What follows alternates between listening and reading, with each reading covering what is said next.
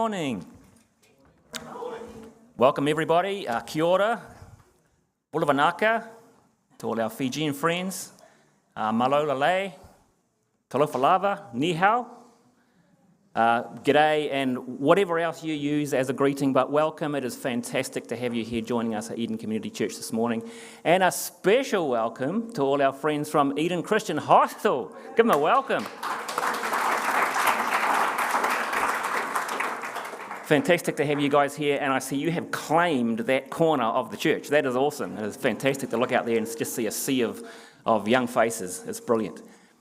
So welcome, first of all, to Auckland, as many of you have travelled from out of town to study this year and the next several years, so all the best with that. Welcome to the hostel, which we did last night with a welcome barbecue, and welcome to Eden Community Church. It's fantastic to have you joining with us this morning.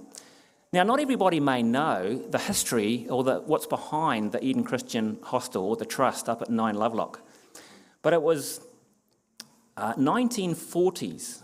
The property was purchased by Abe and Dot Compton, my grandparents. Pretty special. And so they had a heart to serve God, to create a place of hospitality that people could come. And so it started off being a missionary home, where missionaries came home on furlough. They had a place to stay where they could be loved and looked after and cared for. And then they started the Assembly Bible School that was held at 9 Lovelock for many years until it moved to Kelston in 1958 and is now what is known as Pathways. And then they thought, well, what now? And they looked around Auckland, they saw the students that were coming to Auckland to study, and they had a heart to provide hospitality to that group now, and so it has become the hostel. What it is now until this day. And so from the property, they built a second story at one stage. They built 3 flats where some of you are staying. They built the next door hospital where all you, hostel. Hopefully it's not a hospital. A hostel where all you lads are staying. And it's become what it is today, Eden Christian Hostel. So we have had a fantastic association here at Eden Community Church with Eden Christian Hostel, currently under the fantastic leadership of Marcus and Beth, doing an awesome job of pouring their love on the students. And for many years we've had an association where a lot of students have found Eden Community Church to be their spiritual home and have found meaning and purpose and a place to serve here. So you guys are free to go wherever you want to. I know you're visiting other churches too, but please know you are always welcome here. We love to see you guys, and we love to serve together with you. Speaking of serving, it's the beginning of the year. It's always a good time to be looking out for who's wanting to do stuff, because there's a lot of people involved in a church of running like this, and music, as you've seen this morning, flowers, the people that do a fantastic job of that, welcoming. And there is a little sign-up sheet. I'm not sure if everybody's got one, but there are definitely a few of these at the back, just to tick opportunities to serve, or maybe just an opportunity that you want to find out more about something that's going on in our church here at Eden. So if you want to find out more about preaching, tick that one, or hospitality, or prayer ministry. And then there's something else, tell us what. So maybe you want to start a mountain biking group. I'd be in for that. Or start a fishing club, or hunting. I know Jason would be into that. Anything else that you're interested in that you think, that's missing at our church. I want to be part of that. Maybe just it's a conversation to start. Grab one of those forms, fill it out, and we'd love to have a conversation with you. Well, we are continuing our series, our long series that we started last week, on encounters with Jesus. And wasn't it fantastic just to see how the person of Jesus interacted, as Shirley mentioned, with the Samaritan woman at the well? A woman who was used to dealing with rabbis who looked down on her because she was a woman, because she was a Samaritan, and because she had a checkered past. And yet Jesus cut through all of that and spoke to her at a heart level that he cared for her and loved her and knew who she was. And I know it's poetic license. We used a bit of the Chosen series, fantastic series, where she got all excited, and it's in Scripture where it says, I'm going back to the village to tell everyone I know that I've met the Messiah. And he says, I was counting on that. Now, he may have said that, I don't know, but I love that rendition of, he says, I came out of my way to come to Samaria to meet you because I knew you would go back and tell people about me. And then the interaction with Nicodemus too, he was the law. He was above the law. He was a Pharisee. He was one of the religious leaders who thought they were better than everybody else. And all his friends and peers and compatriots despised Jesus and were trying to find a way to kill him. And yet Nicodemus saw something in him. He saw through that. This man is special. He's not like everybody else. The words that he speaks, they must come from God. I want to find out more about that. And we saw that conversation between Jesus and Nicodemus at night.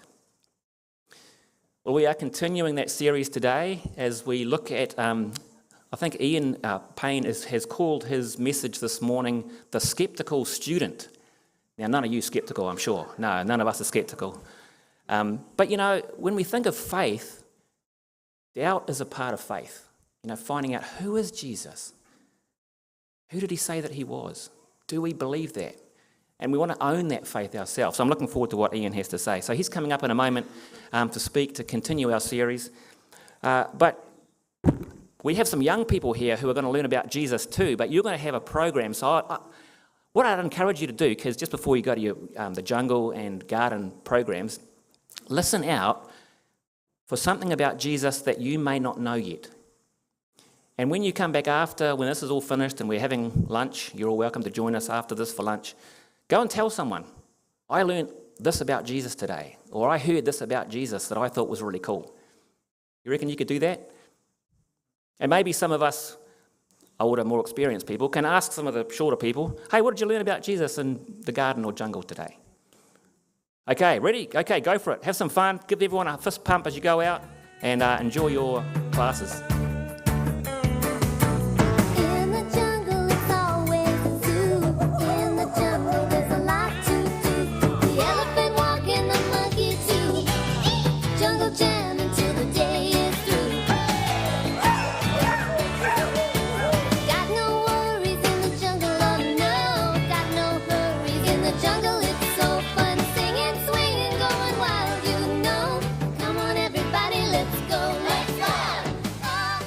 Fantastic.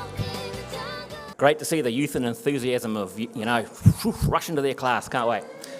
So I'd like to welcome Ian Payne. Those who don't know Ian, I didn't introduce myself actually. For those that don't know me, my name is Steve Hooper.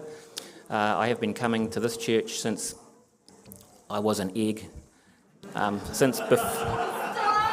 Still are an egg. Thank you, Joy. Can always count on you. Thanks very much. Appreciate that. Yeah, well, since before I knew anyway. So this has become my church home, and I've been out and back, and I'm still here, so part of the furniture. But Ian is involved in Theologians Without Borders. Over COVID time, when he couldn't travel, he stepped up to become the part-time pastor here at church and has done a fantastic job in terms of helping the elders and the leadership team here, holding our church together over that time. He stepped back into Theologians Without Borders now. He loves the Word, I know that. He loves God. He loves to share the Word of God with us, and I'm looking forward to that this morning. So, Ian.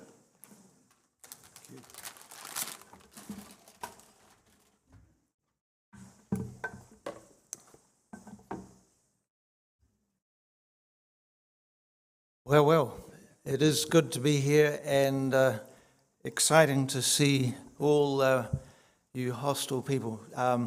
Believe it or not, I was one of you way back in the days. So you might have been an egg or not even an egg yet when that was happening. But it was a great experience and I absolutely loved it. All right, so we're going to kick off our second in the series of Jesus encountering people. And yes, we're looking at Nathaniel, the skeptical student. So today's encounter looks at where do we look for answers for the biggest questions in life. And of course, Nathaniel, he doesn't quite believe Philip's introduction. Nah, that's not it. So skepticism is a big thing, and We all do it, and I think one of the things we do when we're skeptical is roll our eyes. Can you do that? I think some people do eye rolls better than others, right? So Ian Rowe is going to come in, and a few of us are we're going to have a competition on eye rolls. So who else would like to demonstrate their eye roll? Waiweru?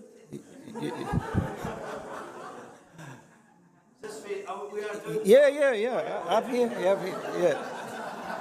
Thanks for the warning, Ian. Yeah. Who else? I need 2 more volunteers. So we're looking for eye rolls. Who's good at eye rolls? Yeah, okay. What's your name? Nina. All right. Fantastic. One more. We need another person here. I should say there's rewards. Yeah. All right. Believe it or not. Hey, thank you, Rhonda. Nice. Okay, so you all know what an eye roll is. Okay, we're going to have each person do their eye roll, and we'll have a little bit of applause. And then the next person, we're going to try and show it on screen. Anthony's going to zoom in close. Here we go. Oh, really? Yeah.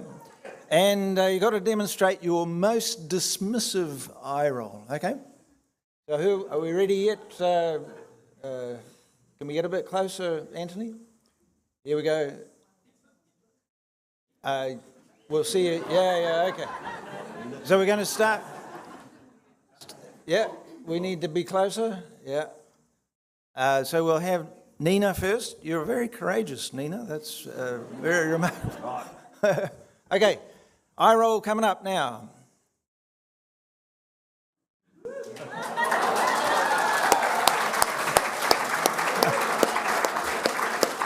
Okay, all right. This is an elder's eye roll. Set a good standard. Yeah, that's right. That's right. Okay. Yeah, there's it. Here we go. Ready? Outside my office, please. All right, ready?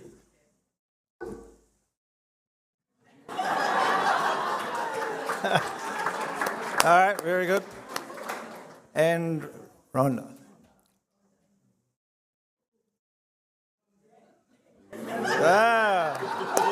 Multiple eye rolls. Okay. So, 1, 2, or 3, who do we vote for? One, those hands, one. All right, very good. 2. You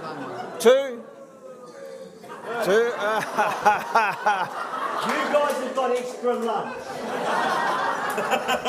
3. All right, very good. Well, I declare it a dead heat. Everybody's a winner. Thank you, Ian. Oops, sorry. She gets a handshake as well.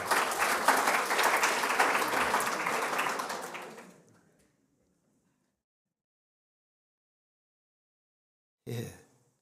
All right, eye rolls. So, believe it or not, we are coming to the serious bit. Okay, so this story about Nathaniel comes in John chapter 1 just after the beginning, which we usually call the prologue of John. And it's been called one of the turning points in the history of thought. Why is that? Well, the Greeks back then thought the universe was filled with rational order and a moral order. And they called that principle the Logos. The Logos. And it made sense of everything. And if you wanted to live a life well lived, then, well, you lived in accordance with the Logos. John, the writer of this gospel, writes and borrows this term Logos, which in our translation is the Word. This is what he says. In the beginning was the Word. And the Word was with God, and the Word was God. Verse 14 says, the Word became flesh and dwelt among us. And this is pretty astounding.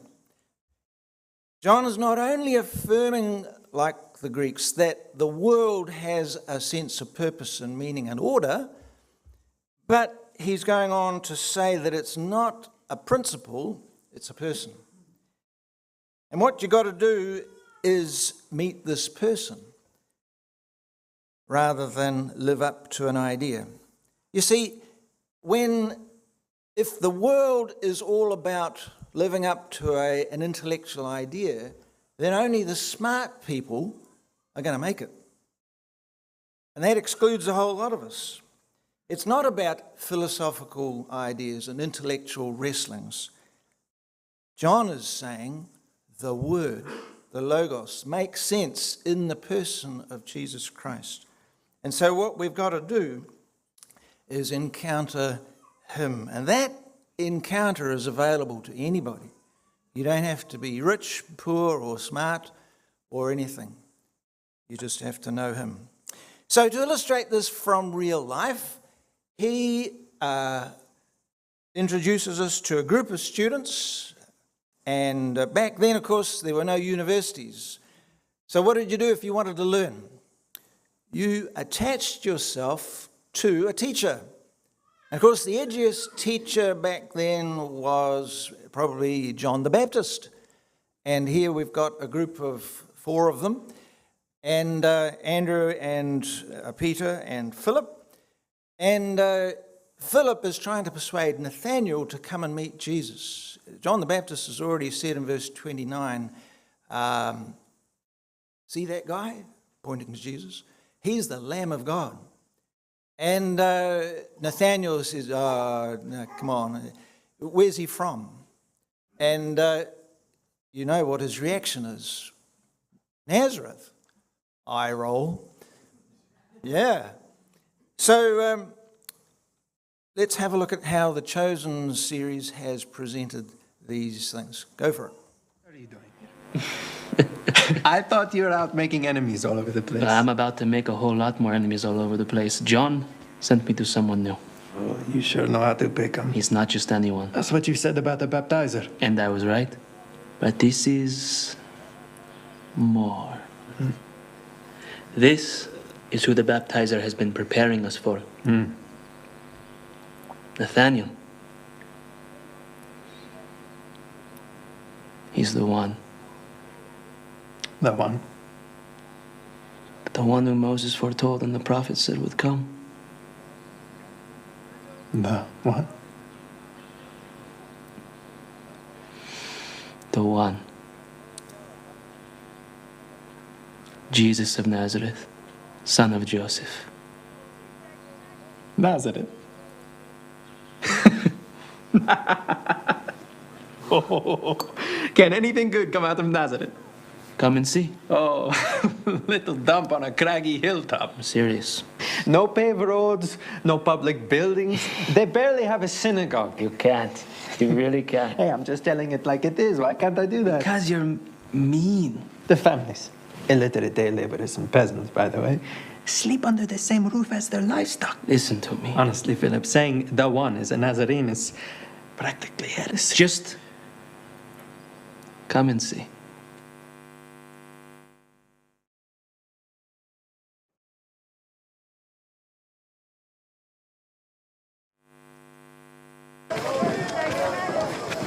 Rabbi. Well, this is a good night. Do you know who stands beside you there? This is my friend, Nathanael. Yes, the truth teller. I'm sorry? Man is often deceitful. And Israel began with Jacob, a bit of a deceiver, yes? Yes. But one of the great things about you is you are a true Israelite in whom there is no deceit. What did you say about me? What is this? How do you know me? I have known you long before Philip called you to come and see. Don't look at him, look at me.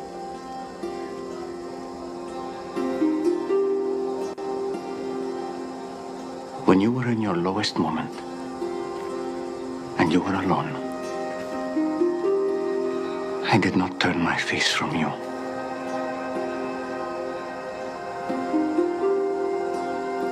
I saw you under the fig tree.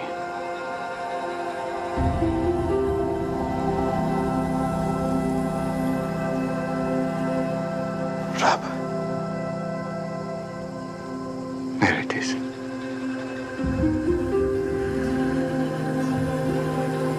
You are the Son of God, the King of Israel. I knew it. Well, that didn't take long. He doesn't mess around. Because I said to you, I saw you under the fig tree. You believe? You are going to see many greater things than that.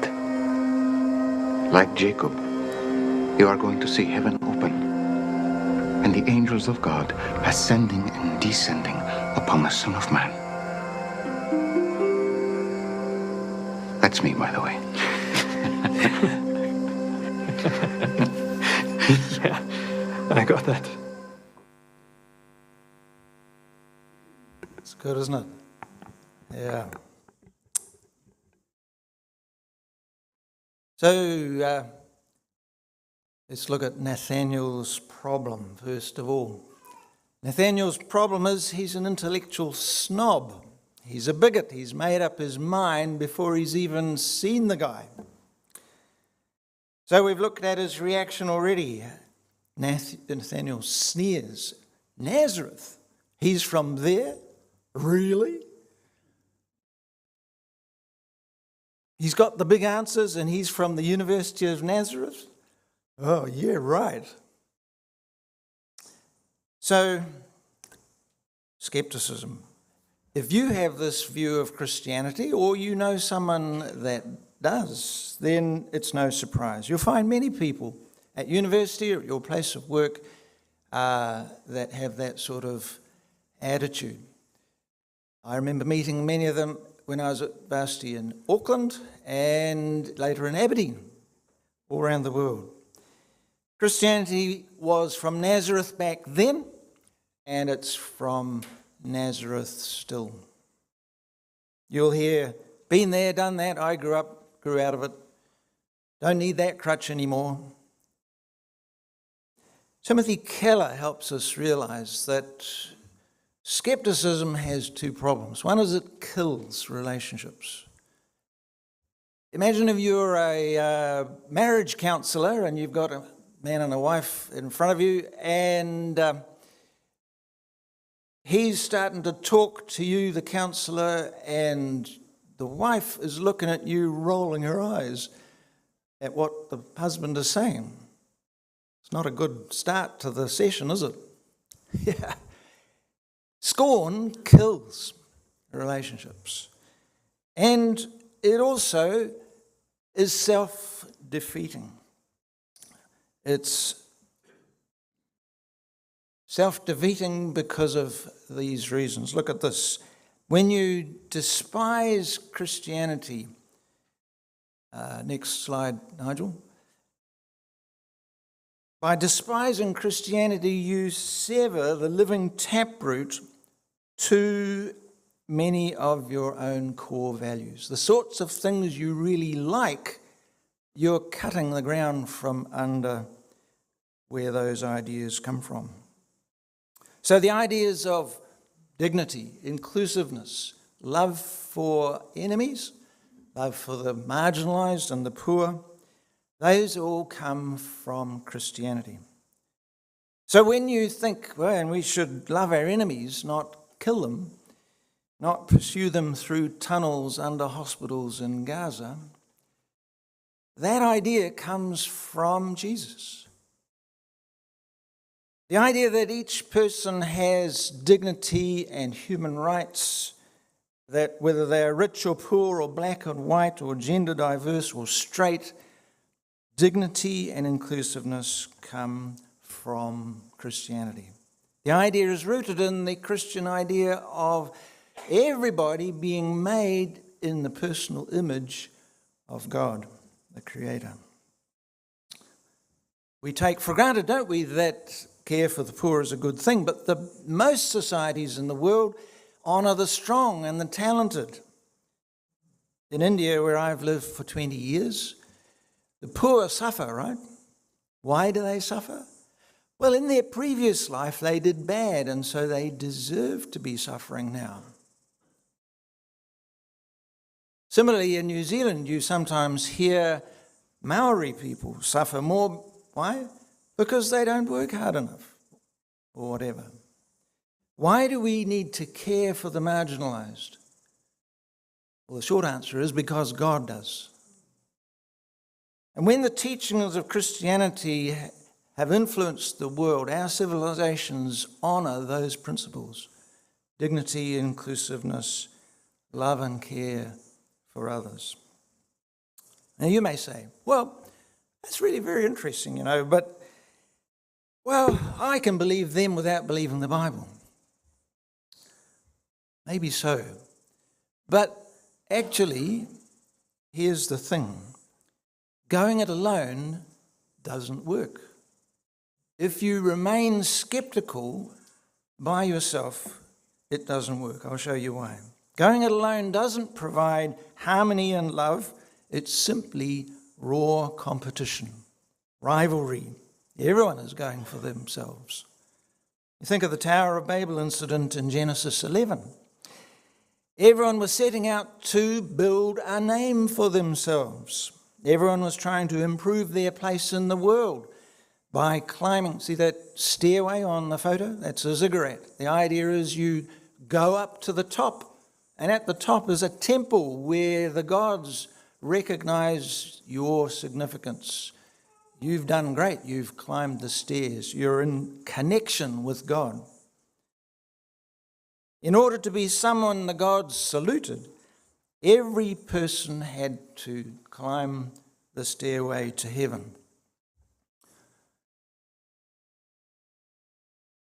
But all that leads to is rivalry. If it's all about achievement, then everyone's achievement competes with everyone else. Rivalry and exclusion. God had to step in to stop the outbreak of World War I. Going it alone, you see, doing it myself, doesn't lead to a world of equal dignity and love and care. Maybe if you're old enough, you'll remember Led Zeppelin's song called Stairway to Heaven, right? And it's a protest against materialism. She's buying her way to all that glitters. She's buying her way to heaven. So she's consumed by getting gold. And well and good, that's a good critique. But the song still gives you the impression and message that you just have to try harder and the world will be a better place. You see, we've got no reason to be motivated to care for others if it's all about me and my achievement. God gives us a better example, on the other hand. He provides a different motivation. He cares for people nobody wanted. For instance, to stay with Genesis, in a world culture which exalted primogeniture, that's the idea that the eldest son gets everything, then God chooses Abel over Cain, is Isaac over Ishmael, Jacob over Esau. God often chose the world, what the world least expected. Take women. Back then, women were successful if they had lots of children. So if you don't have children, you're a nobody. But God chooses Sarah and Rebecca and Hannah. God works through men and boys nobody wanted and women and girls that nobody wanted. Okay, so you might be thinking, well, that's very nice. God loves the underdog. That's terrific. But I like that, but I can't accept the other parts of Christianity, the parts about God's wrath, the blood of Christ, and the resurrection of the dead. Who believes that? Well, the problem is those parts of the Bible are not incidental. They are at the heart of the Bible's story. The heart of the unique message of the Bible is that the transcendent, immortal God came to earth himself and became weak and vulnerable to suffering and death. He did this for all of us, all to atone for our sin, to take the punishment we deserved. And if it's true, Timothy Keller says, if that is true, it is the most astonishing and radical act of self-giving and loving sacrifice that can be imagined. You see, what makes Christian ethics unique is not that Jesus and the early Christians were nice people doing nice things to make society nice, right? These ideas never made sense to anybody without that message that God himself took it upon himself, having made us, to die for us. That is the nature of ultimate reality. God cares for those nobody else does. So you see, here's the contrast. What makes Christianity unique from every other religion is this, that every other religion says if you want to find God and prove yourself, if you want to be significant, if you want to connect with the divine, if you want to be fulfilled, you've got to do something. Right? You have to gather your strength, you have to keep the rules, you've got to go on a pilgrimage, you've got to free your mind, you've got to look after your mental health, all that stuff. You've got to be true to yourself. You've got to be above average. Well, Christianity says exactly the opposite. Other religions and philosophies are telling you to do something to connect to God, but Christianity says, no, Jesus Christ came to do for you what you couldn't do for yourself. Every other religion says, here are all the answers to the big questions, you go do them. But Christianity says, Jesus is the answer. So many systems of thought appeal to the brave, courageous people who dare to be authentic. Because if you're brave enough, of course, you'll be happy. But Christianity is not just for the brave. It's for everyone, especially those who admit they haven't worked out quite who they are yet. And even those who look at themselves and say, I don't really like what I see in myself. So many philosophies appeal to the strong, the successful people who think if they work hard enough, they'll make a name for themselves. Christianity is not just for the strong. It's for everyone, especially people who, when it really counts, they admit they're weak. They know their hearts are deeply flawed and they're capable. They know they're incapable of fixing themselves. You see, it's for those who can see they need a Saviour, that they need Jesus Christ dying on a cross to put them right with God. Think about it. This is the very genius of Christianity. It is not about, here's what you have to do to make your way to the top. It's about God coming to earth in the form of Jesus Christ, dying on the cross to find you. That is radical good news. That is why everyone has dignity, and everyone should be included, and everyone should love others, especially those who are unwanted. These all flow from the gospel itself. So if you concede the source of the good ideas you rather admire about Christianity come from Christianity, from Jesus, why don't you accept the whole heart of it?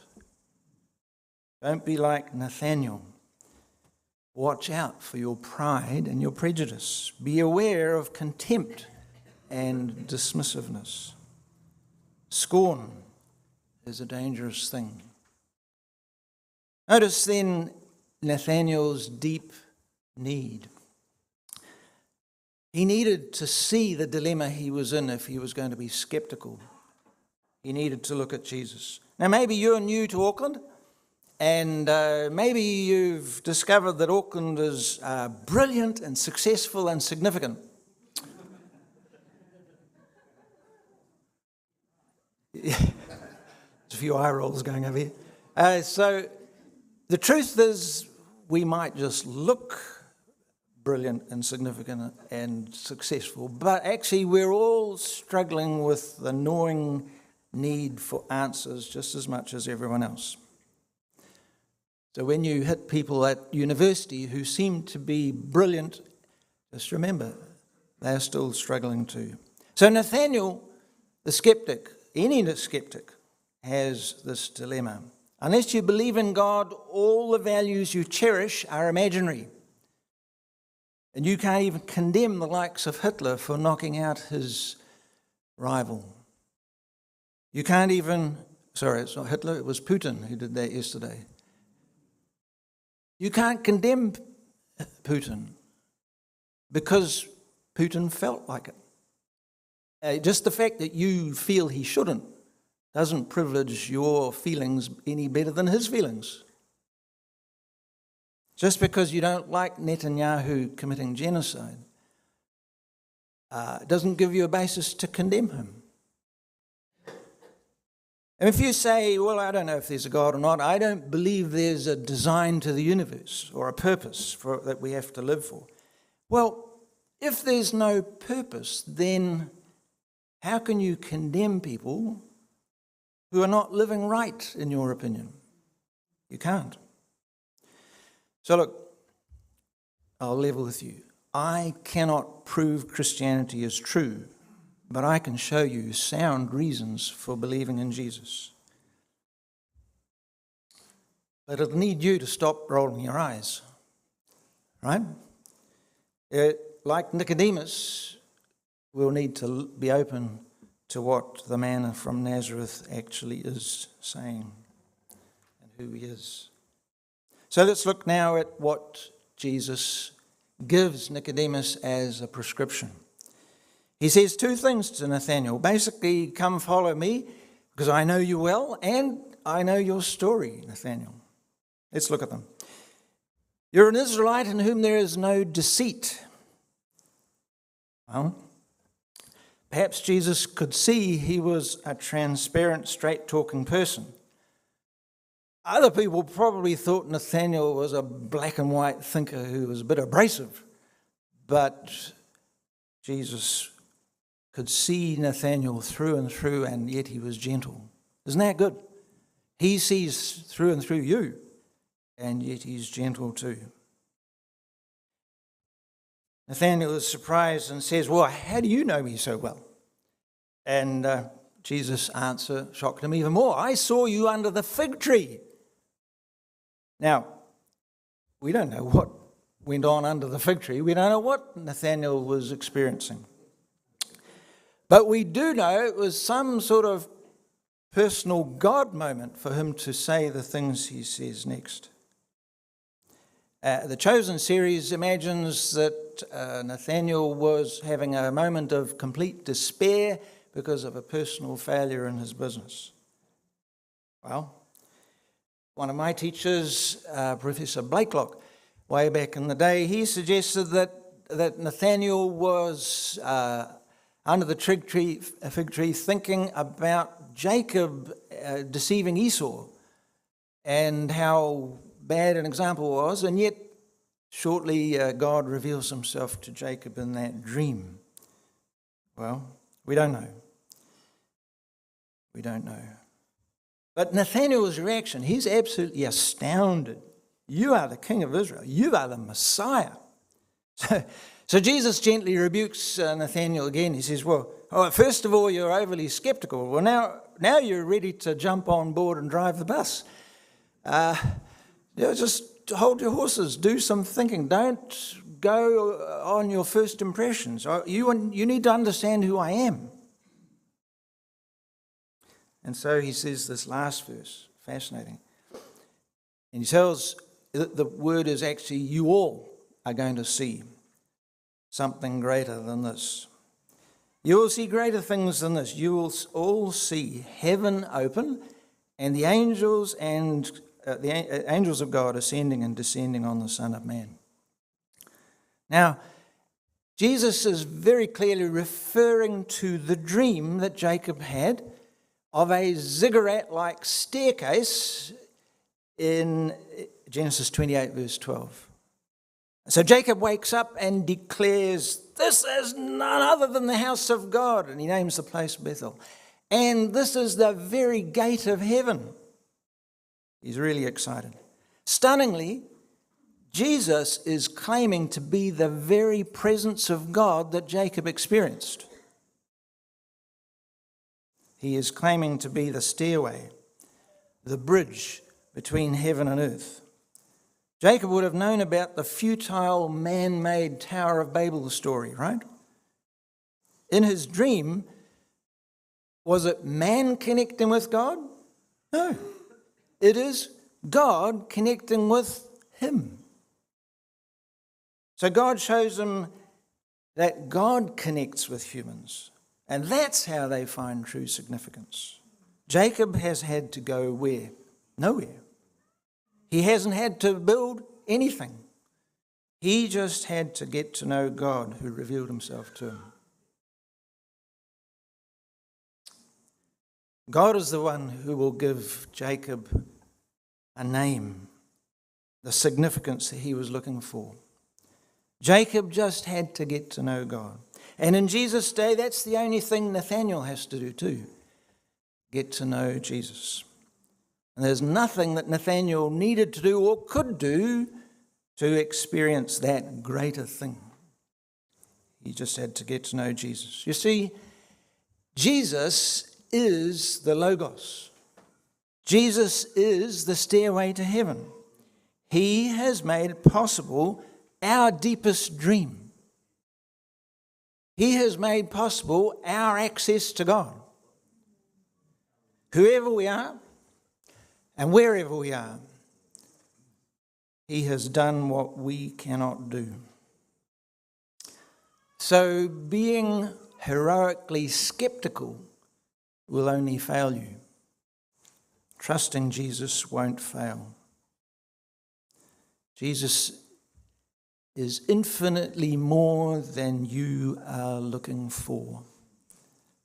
Trust him. Significance, you see, is God's gift. You won't find it by getting all the gold in the world. You won't get it by getting accepted by the in crowd at the university or at your place of work. You will get true significance when you know Jesus.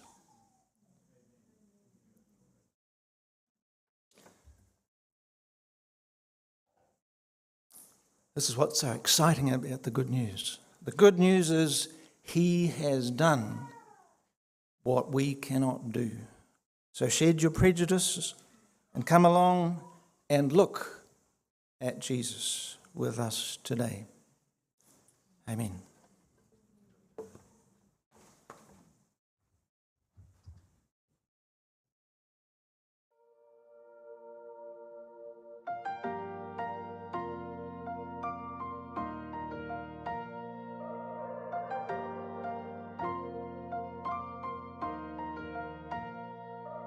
Every anxious thought that steals my breath, it's a heavy weight upon my chest. As I lie awake and wonder what the future will hold, help me to remember that you're in control. You're my courage when I worry in the dead of night. You're my strength 'cause I'm not strong enough to win this